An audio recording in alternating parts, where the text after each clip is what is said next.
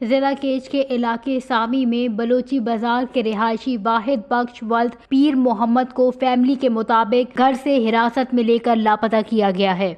वाहिद बख्श Bloch को रिहा न करने के खिलाफ लवाहिकीन और इलाका मकीनों ने सीपैको एमए चाहरा को सुबह से सामी के मुकाम पर हर किस्म के ट्रैफिक के लिए बंद कर दिया है। लवाहिकीन का मुतालबा है कि लापता वाहिद बख्श को मंजर आम पर लाकर रिहा किया जाए। दोपहर के वक्त सिक्योरिटी एहलकारों ने एहतजाज करने वालों को मुंतशिर और एक नौजवान को गिरफ्तार करने की कोशिश की, मगर मजम्मत के बाद एहलकार चले गए। बाद अज़ां मुजाहिरीन ने एहतजाज जारी रखा। इस मौके पर वाहिद बख्श बलोच के बेटों ने बताया कि Manifest cita daroka ustri gombuta peta uda cita darok cita aiga butta eta lore bona petar maniar chestiko poje jenta gariya toka toppa chagalita zartisho me chamma dima zartisho mani pet me la pe wichukin gonto ke chokka mani peta biare mara loka satkane shama chaptak mani peta ni yare ma lore sare gam jai narimu ma amta shapche subya kapi man doptga bandikani seyaptga bandikani mani peta biare वापसे मार satkane